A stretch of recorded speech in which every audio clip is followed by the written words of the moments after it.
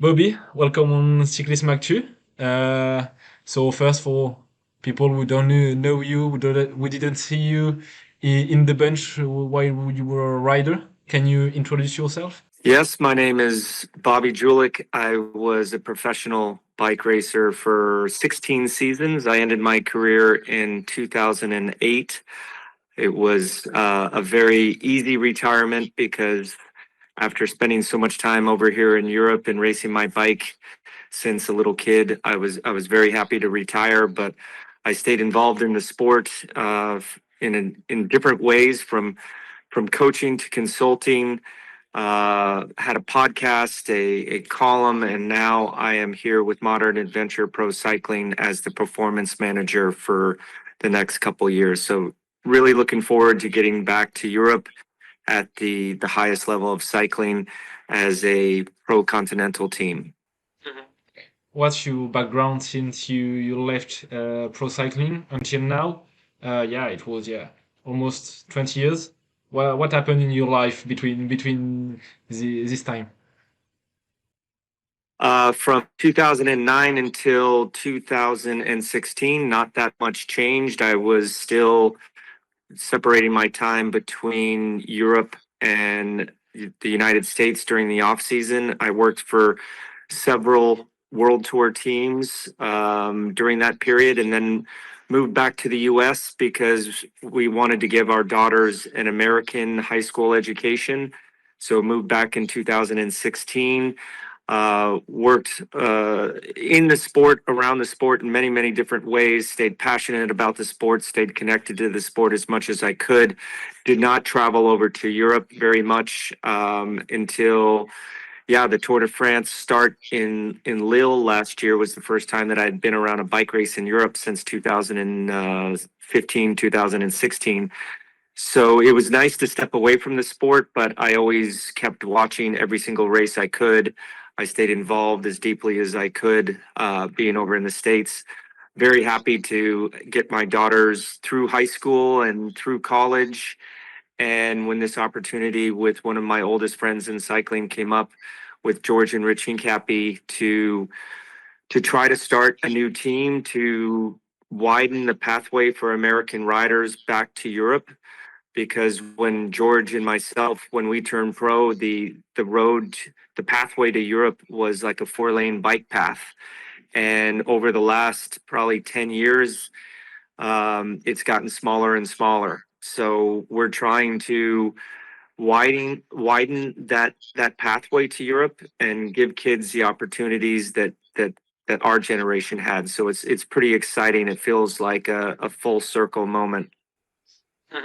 Yeah, so you joined this project with which ambition? What will be your role in this new modern adventure cycling pro team?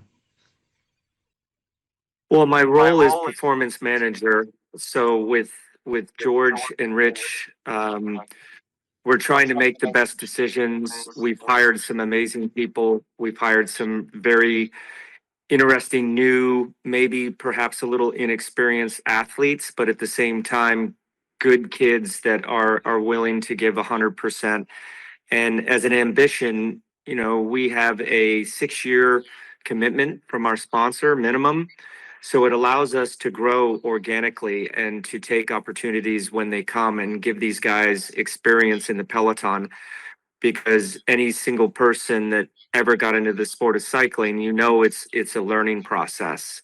So we're blessed to have such a stable sponsorship where we don't have to have performance, winning races, pressure on the riders as the number one objective. And the really cool thing for us is that we can start with a clean slate. We don't have an overbearing team owner. We don't have mega sponsorship pressure. We don't have policies and procedures that have been in the team for 20, 30, 40 years. We're starting with a clean slate. So it's up to the riders, it's up to the new staff that we hire to write our destiny. And that's very interesting to me. And my only real aspiration and hope for the team is that, you know, we create excitement for cycling, especially American cycling. We maintain a good image. We act professional.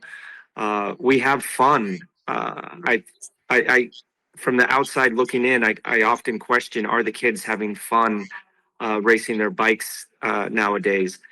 And then, of course, performance. And right now, performance isn't the highest on my list because I know that we have a lot of work to do.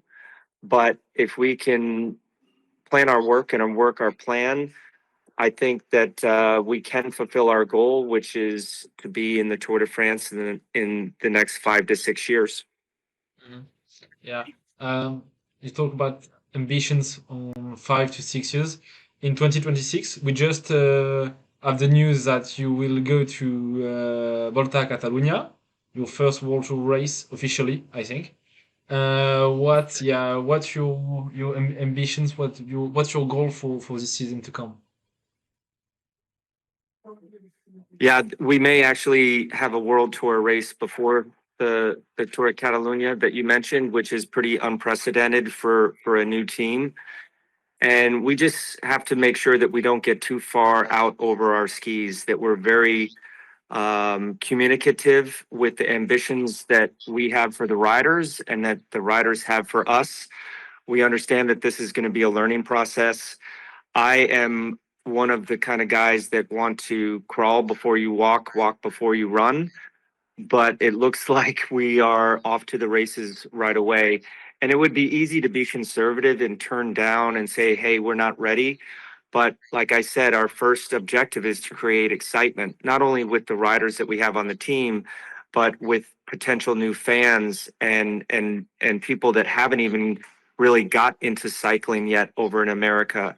I know that I got into cycling because I was inspired by riders like Greg LeMond and Alexei Greywall. I didn't know anything about the sport. And now there is an opportunity finally for young American kids to get to Europe. And obviously we have the majority of our team, 50 to 60% Americans, but we also have some great international kids that we're counting on to help us obtain those goals. But we realize this is a marathon and not a sprint. So we have to be patient. We will be outgunned. We are unexperienced, but we are not worried about making mistakes and learning from them as long as we continue to have fun and progress. And what's the final goal of this marathon? Or what is what's the project? What will you want? Where did you want to go? Just that the kids that we hire and the kids that we bring through the system throughout the duration, you know, we have a minimum 6-year commitment just for these kids to have the same opportunities that we had. This sport, as you know, is one of the hardest sports in the world, full of ups and downs. So we want to just, you know, see where this takes us. You know, a lot of teams have aspirations to be the best in the world. I think that would be very premature to say something like that. We just want to make sure that we provide the support to the riders that we had when we were growing up, and then it's up to them to see where we can go from there. How did you explain the change between your time and now? Why is that more difficult for American riders to come to the World Tour than before? When I was growing up, we had races every weekend, multiple races. You could actually choose which ones you wanted to do. The United States is a big country, but it just seems like over the years, it's been more and more difficult to promote races over in the U.S.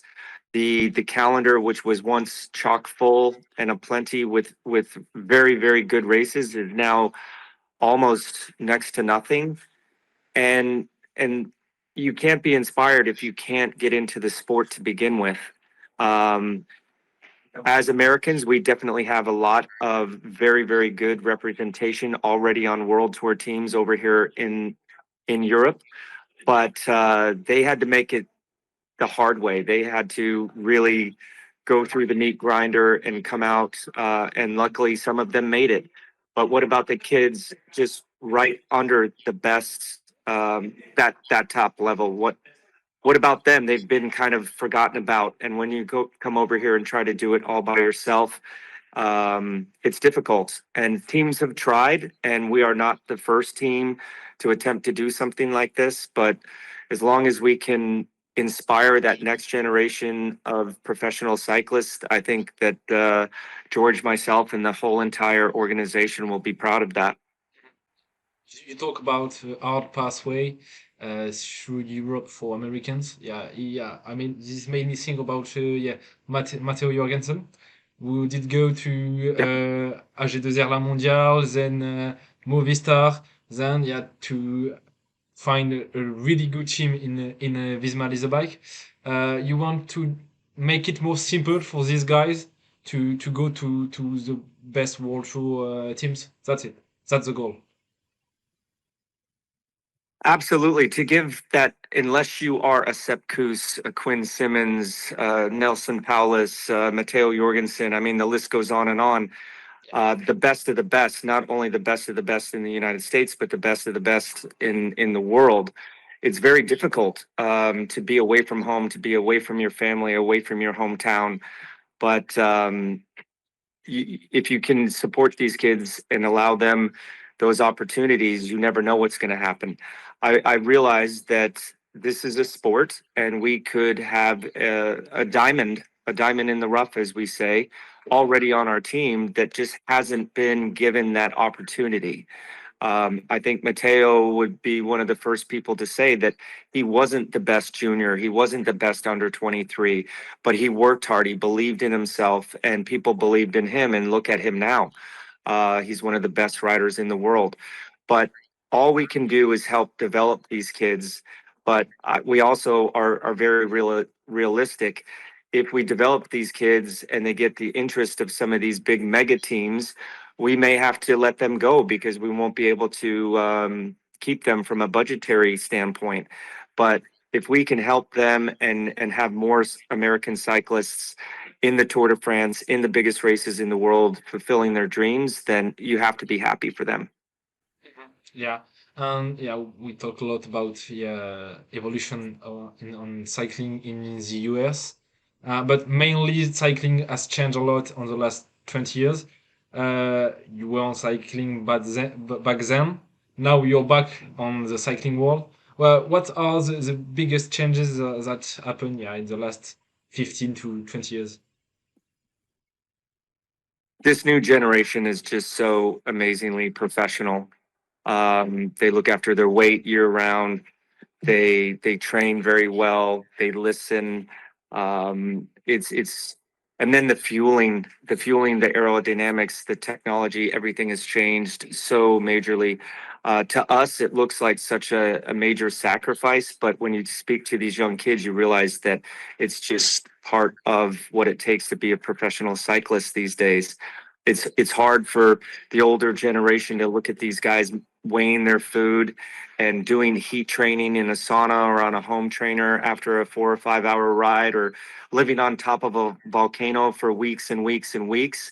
But that's what it takes to be the best. And we're learning just as much as anyone in this situation of what these kids need these days. But it really, for me, it boils down to that support, giving them the ability to make mistakes, but hopefully to learn from those mistakes, progress, and then get better, not only as cyclists but as young men. It's going to be quite a modern adventure that we're going on, and that's why I love the name of this team, because it is absolutely what we're doing. Can you you have not many superstar riders on the team. You have maybe some really good riders already known by cycling fans as Stefan de Bod or Leo Acer. Can you name us 2-3 riders that we'll need to follow this year, and you think will do good results and provide us a good show? Okay. I'm impressed by all of the riders. And yes, on paper, like you said, maybe they're not household names. Honestly, George and I, that's why we stepped away from the selection process of the team, because of the, wow, few hundred people that wanted to come to the team, that talked about, sent us resumes or contacted us about coming here. We looked through quite a few of them, but we didn't pick them just based off of data and numbers. We picked them based off of their character and how they would fit into the team. But for me, I've been impressed by all these kids. We haven't spent much time with them because we only had one training camp in December, and that was more of a organizational training camp, logistical thing, meet and greet. We've only been here for about a week now, but for me, other than the names that you mentioned, I would say a rider like Ezra Caudell, Byron Munton, and Lucas Towers. These are guys on top of the well-known names that you guys know already, like Tyler Stites and Stefan DeBod, Robin Carpenter, that may be that next generation of kids that make it in the European peloton. So what can we wish you on, yeah, what will do a good 2026 season for you and for your new team? Just that we take our chances when they present themselves, that yes, we don't have the experience, but I don't want these guys to be intimidated. Confidence, we want to instill confidence and character, grit, determination, and just going out there and having fun, because after all, this is a sport. We're not curing cancer here. And you got to have fun with it. You got to take your chances, and you're going to lose a lot more than you win. And that's not a problem as long as you learn and have fun while doing it. So thank you, Bobby. Thanks to have thank you for this interview to Cyclism'Actu, and hope to see you soon on the next races on the calendar. Okay, and I promise that I will work on my French, so I'm confident enough to give it the interview in French next time.